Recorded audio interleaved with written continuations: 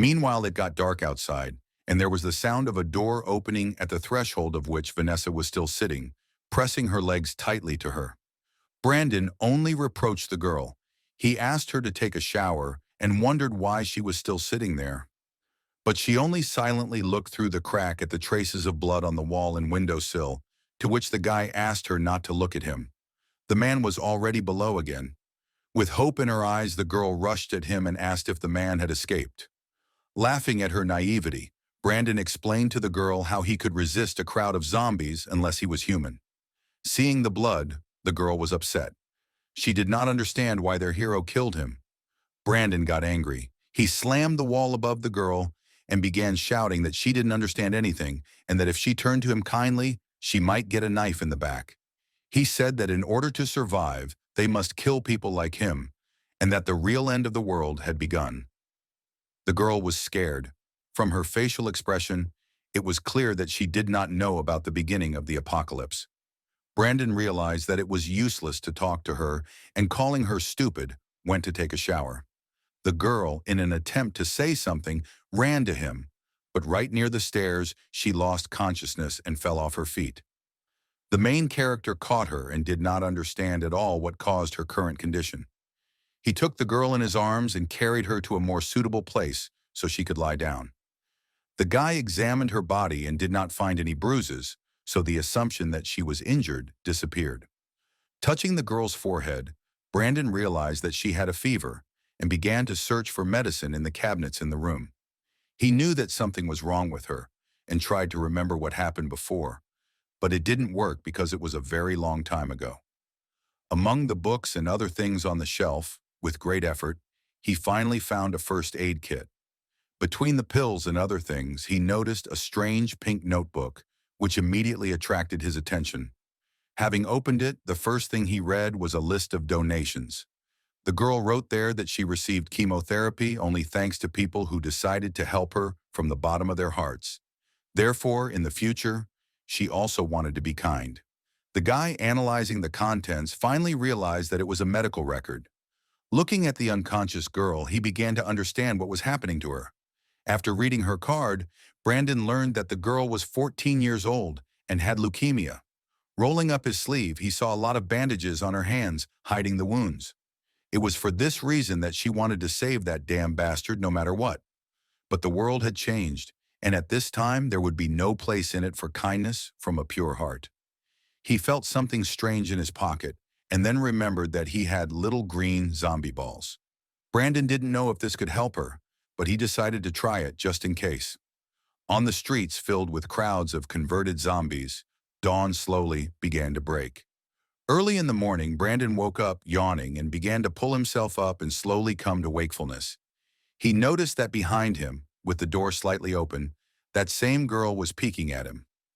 Our hero asked how she was feeling, but did not receive a clear answer. Deciding that everything was fine, he asked her to prepare breakfast, namely, instant noodles. When the girl was about to leave to run an errand, he called out to her again. Brandon told her to pack all her things because he was going to find her father. She froze in one place, confused as to how to understand that they would be looking for her dad. The guy explained that they would go to the store where the father went for supplies in order to quickly find him and leave the girl with him. The girl said her dad told her to stay in the house until he returned, lock the door, and not go out. The guy frowned and sternly asked how many days he had not been returning home. "About 3 days," she answered, looking down and apparently beginning to understand that the situation was going badly. Brandon, continuing to put pressure on the girl, asked how much time he usually spent replenishing supplies. Nervously, she replied that it usually only took about half a day. Brandon suggested thinking about what could have happened to him if he didn't come back for more than this time. The girl was scared and started screaming that nothing could have happened to him, that he called and said he would be back soon. The main character continued to stand his ground and repeat the same thing to get his point across. There were two options. Either the father had already been captured by zombies, or he had fallen into a trap and was waiting for rescue. And who else could save him if they didn't go looking for him on their own? The girl resisted. She was too obedient to disobey her father. This was starting to drive Brandon crazy. He was probably in trouble right now, and she didn't want to go and save him. Brandon started screaming because she wanted to save that gopnik, but was not eager to do the same with her father. The guy didn't ask her opinion. He could kill her and leave, but he wanted to help because she saved his life. In a rage, he yelled that the girl had better shut up and quickly get ready as he ordered. In fear, she ran away from him and without noticing anything, fell down the stairs. A car and camouflage paint were rushing at full speed into a crowd of standing zombies. The zombies wanted to attack, but she, without stopping, knocked down and ran over everyone in her path. At the store, Brandon collected supplies such as pasta and various canned goods into a bag. He turned to the girl peeking out from behind the shelf and asked why she was hiding there and if she was ready to move on. She chose a beautiful blue dress and a pink bag in the shape of a bunny, to which she received the remark that she dressed up as if for a picnic. Brandon, telling her not to pay attention to his comment, asked about the noodles he requested and received a positive answer. Sitting in complete silence, you could only hear the main character slurping while eating his noodles. He came up with a plan of action, deciding whether he could leave the girl alone and come back for her later. At this time, the baby was sad, lowering her gaze and eating the delicious food without thinking about anything. Seeing the sharp sticks in the girl's hands, Brandon reached out to ask for one for himself. At this moment, a car crashed into the wall at speed, dropping the rack with all its contents. The guy covered the girl with himself, protecting her from falling things and thinking that this was caused by an earthquake. Then they saw that, having run over all the zombies outside, it was a huge machine that had done this. A plump man in a military uniform came out of it with joy about what a good store he had found. The military man crushes the zombie's head, saying that they are good when they are dead, despite the fact that they are the walking dead. Taking a huge bag, he's going to take for himself everything that is in this store. Patrick grabs everything from the floor, especially chips and bear cakes, because he loves them. Most likely the rest of the supermarkets in the city have already been looted, so after this, he will have to go to more distant places. They put a knife to his throat from behind and order him to leave everything he took in place. Brandon threatens him that a porker like him obviously doesn't want to go to zombie food. Turning sharply, he throws packets of cookies at the main character's face to distract attention. Having grabbed all the loot, he goes on the run and tries to quickly get into the car and leave. But the guy about to kill him climbs into the car through the window and threatens him with a knife. The huge man is frightened by such a gesture and begins to ask Brandon for mercy. The girl didn't like this, and she screams at our hero to stop killing people. After everyone's attention was paid to her, she slightly reduced her indignation and continued more calmly. Her store was damaged because of him, and if Brandon kills him, there will be no one to pay for the damage.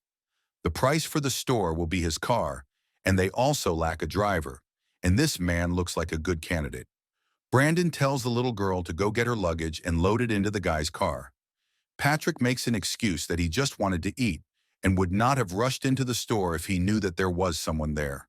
Holding a heavy bag in her hands, she turns her attention to something in the distance from them. A group of zombies has appeared there again, and they are rapidly heading towards them. The fat guy just crushed all the dead guys in the area, and this is something like a new batch. Brandon ordered to quickly get into the car, and Vanessa, in a hurry, falls into the back seat. Patrick, driving, warns everyone to fasten their seat belts and is about to start driving. He puts the car in reverse, and as he gives it up, he crushes all the zombies who were going to eat them. The fat man pulls out so sharply that Brandon and Vanessa, who did not have time to buckle up, are thrown all over the car. But the driver does not slow down. On the contrary, he squeezes full gas and continues on his way. It gives him pleasure when he dashes into a turn, demolishing all the dead people in his path. Brandon is outraged by this behavior, as if he wants to kill them, and threatens to kill him for such a trip. The driver is immediately lost and makes excuses that he must get rid of all the zombies before leaving. The main character asks the girl where her father might be now in order to tell the man where to go. She answers that the last time they called each other, he was at the Eastern Market. Patrick says that it's bad because there were always a lot of people there, which means it's overcrowded with zombies. Brandon, threatening with a knife, asks for less whining because if he was told to go there, let him do it. The man asks permission to turn on music. Otherwise, it's boring on the road. to which he receives the answer that he can't make noise. In this case, he wants to sing himself because he does it well, but an irritated Brandon asks him to shut up.